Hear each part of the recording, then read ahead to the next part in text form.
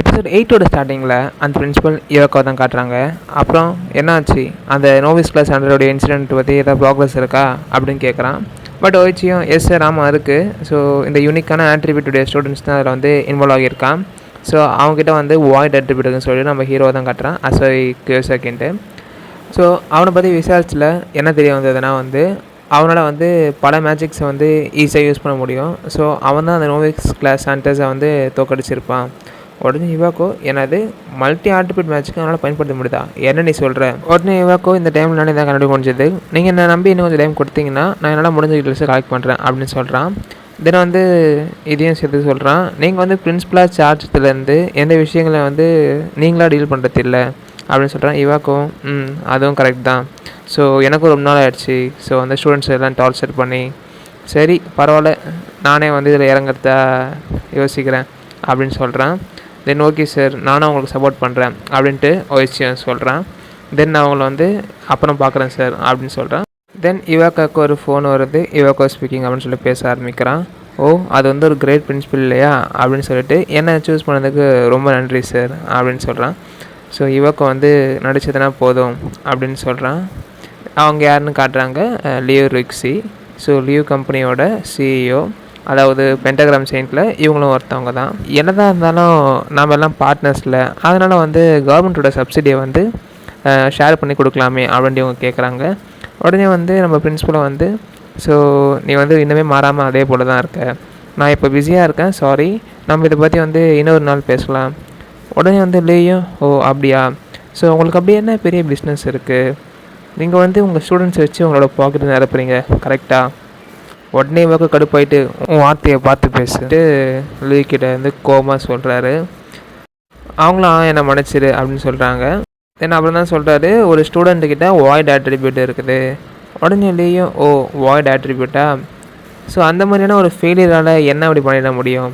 உடனே இவக்கம் அதுவும் சரி தான், பட் அது வந்து ஒரு யூனிக்காக இல்லையா அப்படின்னு கேட்குறான். ஸோ அதனால் என்ன வேணால் நடக்க வாய்ப்பு இருக்கு இல்லையா அப்படின்னு கேட்கும்போது இல்லையும் ஆமாம், ஸோ நீ என்ன சொல்ல வரேன்னா ஸோ அந்த டைம் ஆட்ரிபியூட் யூஸரு குறைச்சிட மாதிரி ஏதாவது ஒரு விஷயம் நடக்க போதுன்னு யோசிக்கிறியா? உடனே வந்து இவாக்கு வந்து செம டென்ஷன் ஆகிட்டு ஸோ அவனை பற்றி எனக்கு இப்போ ஞாபகப்படுத்தின்னு இருக்க அப்படின்னு சொல்லிட்டு கத்துறான்.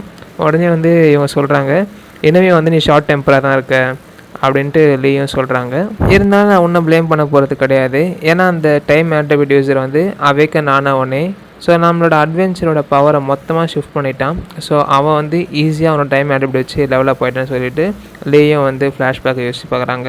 தென் காலில் வேல் பரவாயில்ல, நான் வந்து ஏதோ இஷ்யூனா வந்து உனக்கு ஃப்யூச்சரில் வந்து காண்டாக்ட் பண்ணுறேன், ஸோ அவங்க நான் அப்புறம் சந்திக்கிறேன் அப்படின்னு சொல்லிட்டு கால் வைக்கிறாங்க. இவக்க வந்து கடுப்பாக வைக்கிறான், டு செல்ஃபிஷ் ஃபாக்ஸ் அப்படின்னு சொல்லிட்டு. என்னதான் இருந்தாலும் ரொம்ப நாளைக்கு ஹீரோ பேர் கேட்கறது வந்து ரொம்ப இரிட்டேட்டிங்காக தான் இருக்குது அப்படின்னு சொல்கிறான். ஸோ பரவாயில்ல, இது வந்து ஒரு பெர்ஃபெக்ட் டைம் இல்லைனாலும் பரவாயில்ல, என்னோடய கோவத்தை வந்து நான் எங்கேயா இறக்கியே ஆகணும் அப்படின்னு சொல்லிட்டு நம்ம பிரின்சிபலும் வந்து ஒரு இடத்துக்கு வராரு. தென் வந்து என்னோடய டார்ச்சர் பண்ணுறதுக்கான இடத்துக்கு நான் வந்துட்டேன். ஸோ அவரோட டார்ச்சர் ரூம்னு கூட இதை நம்ம கன்சிடர் பண்ணிக்கலாம். ஆக்சுவலாக அந்த ஸ்டூடெண்ட் அசாயத்தை தான் நம்ம பிரின்சிபல் வந்திருக்காரு. ஸோ அந்த கொய்ச்சிரோ நம்மளோட ஹீரோ இருக்க பார்த்தீங்களா, அந்த கோபத்தை எல்லாத்தையும் உண்மையிலே இறக்கிடுறேன் அப்படின்னு சொல்லிட்டு தான் வந்து வில்லத்தனமாக சிரிச்சுன்னு வராரு. தென் அவர் வந்து ஒரு சீல் போட்டிருக்காரு, அதை ரிமூவ் பண்ணிவிட்டு ஓப்பன் ஆகு அப்படின்னு சொல்கிறாரு. தென் வந்து உன்னை வெயிட் பண்ண வச்சதுக்கு சாரி அப்படின்னு சொல்கிறார். பிரின்சிபல் பார்க்குறாரு, என்ன இங்கே யாருமே இல்லையே அப்படின்னு சொல்கிறான். தென் வந்து ஒய்ச்சிரோ வந்து பின்னாடிருந்து அடிக்க வரான். தென் வந்து பிரின்சிபல் பார்த்துட்டு ஜஸ்ட் 2 ஃபிங்கரில் அதை கேட்ச் பண்ணுறாரு. நீ என்னை அண்டர் எஸ்டிமேட் பண்ணிட்டியா அப்படின்ட்டு வந்து கொஞ்சம் டயர்டாக மாதிரி காட்டுறாங்க. நீ என்னை ஈஸியாக வந்து தோக்கடிச்சான்னு நினச்சியா, நீ உண்மையிலே நினச்சியா அப்படின்னு பிரின்சிபல் வந்து அவருடைய செயின்ஸ் எல்லாம் வர வைக்கிறாரு. ஸோ அதை கொண்டு வந்து ஒய்ச்சிரா வந்து கட்டியும் போடுறாரு. தென் அப்படியே ஒரு எட்டி விடுறாரு. ஸோ நம்ம ஒய்ச்சிரா வந்து பறந்து போய் விடுறான். நீனா எனக்கு வந்து ஒரு மேட்ச்சே கிடையாதுடா அப்படின்னு சொல்லிட்டு நீ வந்து ஒரு தவறான சாய்ஸை வந்து மேக் பண்ணிட்டேன் அப்படின்னு சொல்கிறான். உன்னோட முட்டாள்தனமான ஆசையால் உன்னோட வாழ்க்கையை இப்போ பதிவாக போகுது, ஒய்ச்சி டு சுடாய் அப்படின்ட்டு பிரின்சிபல் வந்து டெரராக சொல்கிறாரு. ஐசி இப்போயும் நீ வந்து பார்க்க ஒரு முட்டாள் போலவே தான் இருக்க அப்படின்ட்டு ஒரு வாய்ஸ் வருது. பிரின்சிபல் வந்து யார் அங்கே இருக்கீங்க அப்படின்னு கேட்குறான். ஸ்ட்ராங்காக இருக்கவங்ககிட்ட வந்து நைஸாக பழகின்னு வீக் எல்லோரையும் நீ வந்து எக்ஸ்ப்ளாய்ட் பண்ணுற, ஸோ இன்னுமே வந்து நீ பேராசை பிடிச்ச ஒரு முட்டாளாக தான் இருக்க, உடனே பிரின்சிபல், உனக்கு என்ன திமிரு இருக்கணும், நான் யார் தெரியுமா, இந்த அகாடமியோட பிரின்சிபல் அப்படின்னு சொல்கிறான். உன்னை கண்டிப்பாக இந்த அகாடமிட்டி எக்ஸ்பெல் பண்ணிடுவேன், ஸோ உன்னோட ஸ்டூடெண்ட் நம்பரை என்கிட்ட கொடு அப்படின்னு கேட்குறான்.